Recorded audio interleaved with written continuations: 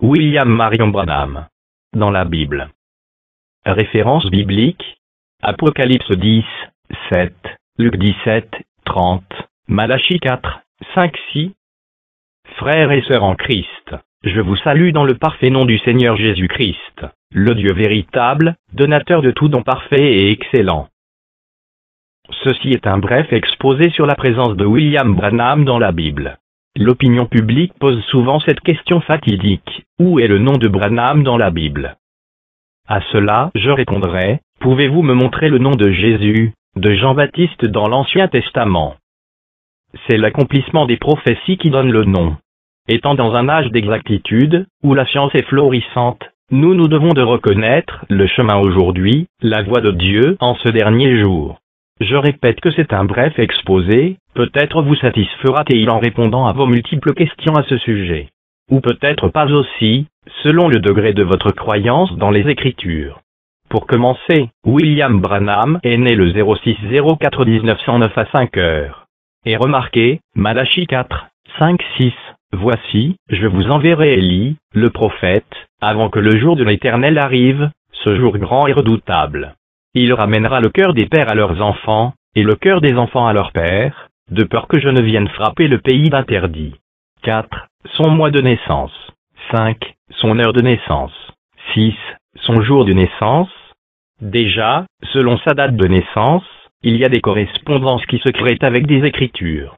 Est-ce un hasard? À vous de juger. Aujourd'hui, l'Église attend le retour de Jésus, oubliant que c'est Jean-Baptiste qui doit préparer la venue du Seigneur, ces gens qui montrent au peuple qui est le Sauveur tant attendu, ce qui veut dire que sans Jean, vous serez embrouillés en ce qui est de reconnaître le promis, le Messie. Or Hébreux 13, 8 déclare que Jésus-Christ est le même hier, aujourd'hui, et éternellement. Cela signifie que si sa première venue a été préparée par un homme, il en sera deux, même pour sa seconde venue. Malachie 3, voici, j'enverrai mon messager, il préparera le chemin devant moi. Et soudain entrera dans son temple le Seigneur que vous cherchez, et le messager de l'alliance que vous désirez, voici, il vient, dit l'Éternel des armées. Le messager dont il est question ici est Jean-Baptiste, comment le sait-on? Il était l'accomplissement des prophéties des prophètes. C'est lui qui a montré l'agneau de Dieu qui ôte le péché du monde, le Seigneur entrant dans son temple, Jésus-Christ. Bien que son nom ne soit pas dans l'Ancien Testament, nous le reconnaissons par ses caractéristiques. Ésaïe 43, une voix crie, préparez au désert le chemin de l'Éternel, aplanissez dans les lieux arides une route pour notre Dieu. Le prophète Ésaïe fit cette prophétie, un peu plus de 700 ans avant la venue de Jean-Baptiste, 712 ans plus précisément. Dans cet intervalle de temps, nul ne savait de qui il s'agissait, jusqu'au moment où un homme l'a accompli. Lisons Jean 1, 19-27. 19 Voici le témoignage de Jean, lorsque les Juifs envoyèrent de Jérusalem des sacrificateurs, et des Lévites, pour lui demander, toi, qui es-tu? 20 Il déclara, et ne le nia point, il déclara qu'il n'était pas le Christ. 21 Et ils lui demandèrent, quoi donc? Es-tu Élie? Et il dit, je ne le suis point. Es-tu le prophète? Et il répondit, non. 22 Ils lui dirent alors, qui es-tu? Afin que nous donnions une réponse à ceux qui nous ont envoyés. Que dis-tu de toi-même? 23 Moi, dit-il, je suis la voix de celui qui crie dans le désert, aplanissez le chemin du Seigneur, comme a dit Ésaïe, le prophète. 24 Ceux qui avaient été envoyés étaient des pharisiens.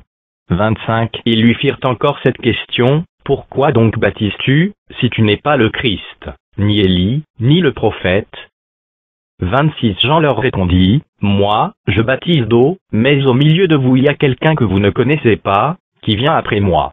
27 Je ne suis pas digne de délier la courroie de ses souliers. Nous voyons donc, que Jean-Baptiste a cité Ésaïe 43, pour dire qui il était. Il était l'accomplissement de la prophétie du prophète Ésaïe, comme il l'était pour la prophétie de Malachie au chapitre 3. Or dans Malachie 4, il est question d'un Élie qui serait envoyé à l'Église, juste avant le jour grand et redoutable, la tribulation d'Apocalypse 6, 12-17. Autre référence, de Thessaloniciens 1, 5-10, Sophonie 1, 7-14, Ésaïe 24, 17-23, où la terre sera détruite par le feu. Après Jean-Baptiste, rien de cela ne s'est produit, donc il s'agit d'un autre homme oint de Dieu qui doit accomplir les prophéties annoncées par les prophètes. Prenons maintenant Matthieu 17, Jésus ayant pris Pierre, Jean et Jacques fut transfiguré sur la montagne. C'est à ce moment précis que ceux-ci furent complètement convaincus de la divinité de Jésus-Christ, du fait qu'il était vraiment le Messie. Alors ils se dirent entre eux que, si Jésus était le Messie, pourquoi les scribes parlent d'Élie qui doit venir? Au verset 10, les disciples lui firent cette question, pourquoi donc les scribes disent-ils qu'Élie doit venir premièrement? 11. Il répondit, il est vrai qu'Élie doit venir, et rétablir toutes choses. 12. Mais je vous dis qu'Élie est déjà venu, qu'ils ne elles ont pas reconnu, et qu'ils l'ont traité, comme ils ont voulu. De même le fils d'El, homme souffrira de leur part. 13. Les disciples comprirent alors qu'il leur parlait de Jean-Baptiste. Les disciples même de Seigneur Jésus avaient raté la venue de Élie, c'est pour ainsi dire que celui-ci n'est pas facile à reconnaître. Notons tout de même quelque chose d'intéressant au verset 11, il répondit, il est vrai qu'Élie doit venir, et rétablir toutes choses.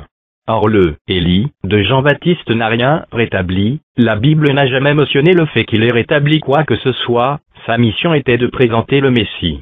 Il s'agit donc là d'un autre Élie, c'est pourquoi il dit qu'il est vrai qu'Élie doit venir, et celui-là doit rétablir toutes choses, concernant la conduite, l'ordre et la doctrine de l'Église. Nous voyons donc que Élie, du verset 11, est plus ou moins différent de Élie, du verset 12, mais je vous dis qu'Élie est déjà venu, qu'ils ne l'ont pas reconnu, et qu'ils l'ont traité, comme ils ont voulu. De même le Fils de l'homme souffrira de leur part. 13. Les disciples comprirent alors qu'il leur parlait de Jean-Baptiste. Cette écriture a donc un double sens d'application, les mêmes versets, mais qui parlent de deux personnes différentes. Pour prouver qu'une écriture peut bel et bien avoir un double sens d'application, lisons sans tarder Ésaïe 61, c'est Ésaïe qui parle et proclame le salut. Versets 1 et 2, l'Esprit du Seigneur, l'Éternel, est sur moi, car l'Éternel m'a oint pour porter de bonnes nouvelles aux malheureux. Il m'a envoyé pour guérir ceux qui ont le cœur brisé, pour proclamer aux captifs la liberté, et aux prisonniers la délivrance. Pour publier une année de grâce de l'Éternel, et un jour de vengeance de notre Dieu, pour consoler tous les affligés. Lisons maintenant Luc 4, c'est Jésus dans la synagogue de Nazareth, au verset 16 à 19. Il se rendit à Nazareth, où il avait été élevé, et, selon sa coutume, il entra dans la synagogue le jour du sabbat. Il se leva pour faire la lecture. 17. Et on lui remit le livre du prophète Ésaïe. L'ayant déroulé, il trouva l'endroit où il était écrit. 18. L'Esprit du Seigneur est sur moi, parce qu'il m'a oint pour annoncer une bonne nouvelle aux pauvres. Il m'a envoyé pour guérir ceux qui ont le cœur brisé. 19. Pour proclamer aux captifs la délivrance, et aux aveugles le recouvrement de la vue, pour renvoyer libres les opprimés, pour publier une année de grâce du Seigneur. Nous pouvons tout de suite faire le rapprochement. Jésus dans Luc 4 a répété Ésaïe 61, la même écriture qui parlait d'Ésaïe, parlait aussi de Jésus à quelques exceptions près, nous le verrons par la suite. Donc, cela prouve qu'une écriture peut avoir un double sens d'application. Maintenant, remarquez Jésus n'a pas parlé comme Ésaïe de publier un jour de vengeance, Ésaïe 61 verset 2, il s'est arrêté à l'année de grâce du Seigneur. Pourquoi donc? Parce que le jour de vengeance concernait sa seconde venue, précédé par Élie, qui doit rétablir toutes choses, ramener le cœur des enfants vers les pères selon Malachie 4. Or Jean-Baptiste devait ramener le cœur des pères vers les enfants selon Luc 1, 17, il marchera devant Dieu avec l'esprit et la puissance d'Élie, pour ramener les cœurs des pères vers les enfants, et les rebelles à la sagesse des justes, afin de préparer au Seigneur un peuple bien disposé. Si vous lisez tout le chapitre, il s'agit de Zacharie, à qui l'ange du Seigneur annonce la naissance d'un fils, avec l'esprit et la puissance d'Élie, afin de préparer la venue du Seigneur.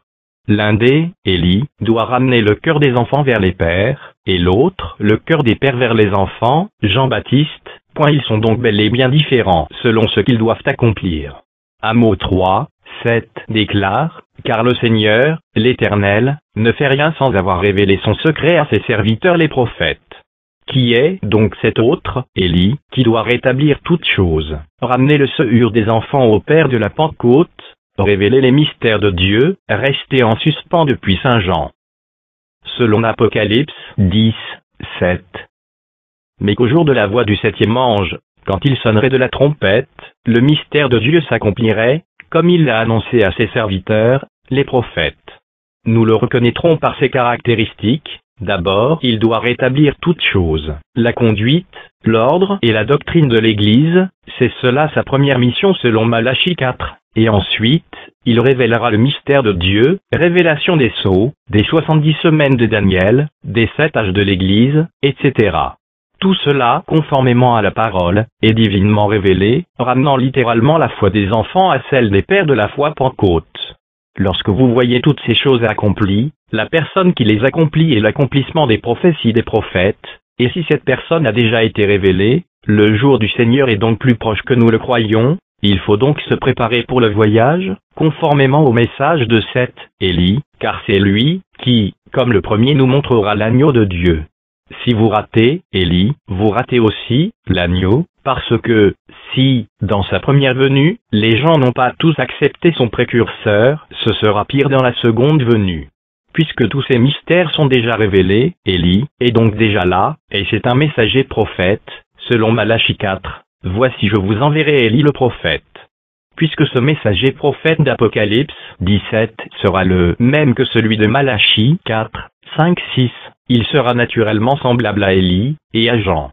Ces deux hommes se tenaient à l'écart des écoles religieuses reconnues de leur époque.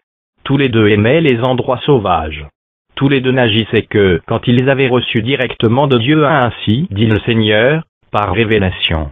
Tous les deux ont violemment condamné les ordres religieux et les conducteurs spirituels de leur époque. Et non seulement cela, mais ils ont aussi violemment condamné tous ceux qui étaient corrompus, ou qui pouvaient en corrompre d'autres. Et remarquez, ils ont tous les deux beaucoup prophétisé contre les femmes immorales et leur comportement. Élie a crié contre Jézabel, et Jean a réprimandé Hérodia, la femme de Philippe. Il sera confirmé par Dieu. Comme Jésus a authentifié Jean, et comme le Saint-Esprit a authentifié Jésus, nous pouvons bien nous attendre à ce que cet homme soit avant tout authentifié par l'Esprit, agissant dans sa vie par des actes de puissance indiscutables, et qu'on ne trouvera nulle part ailleurs. Et Jésus lui-même, en revenant, l'authentifiera, comme il a authentifié Jean. Jean a témoigné de la venue de Jésus, et de même, cet homme, comme Jean, témoignera de la venue de Jésus à son époque à lui. Et le retour même de Christ prouvera que cet homme était bien le précurseur de sa seconde venue. Ceci est la preuve finale qu'il est vraiment le prophète de Malachie 4, car la fin de la période des nations sera l'apparition de Jésus lui-même. Alors, il sera trop tard pour ceux qui l'auront rejeté. Mot de fin. Rappelez-vous que nous avons montré clairement ce qu'il en est de la présence de William Marion Branham dans la Bible. C'est l'accomplissement des Écritures qui donne le nom de la personne concernée par celle-ci. Quand vous voyez l'accomplissement, vous voyez le nom. Malachie 4, 5, 6, Apocalypse 10, 7, Luc 17, 30, tout s'accomplit aujourd'hui, nous pouvons désormais voir le nom, et nous n'avons pas honte de le dire, de le souligner, et de le citer, à haute et intelligible voix. William Marion Branham, et ce nom, et son message le ministère du cou, vient relier le corps, l'épouse, à la tête, Christ. C'est l'union invisible de l'épouse terrestre et de l'époux céleste. Comme je l'ai dit au départ, ce n'est qu'un bref exposé des choses. Il y a certainement des choses à ajouter, mais je pense pour ma part que j'ai été assez clair sur cela. Je vous remercie pour le temps que vous m'avez accordé. Puisse Dieu vous bénir pour avoir écouté cela. Votre précieux frère chérubin. Apocalypse 3, 20-22, 20. Voici, je me tiens à la porte, et je frappe. Si quelqu'un entend ma voix et ouvre la porte, j'entrerai chez lui, je souperai avec lui, et lui avec moi. 21. Celui qui vaincra, je le ferai asseoir avec moi sur mon trône, comme moi j'ai vaincu, et me suis assis avec mon Père sur son trône. 22. Que celui qui a des oreilles entende ce que l'Esprit dit aux églises.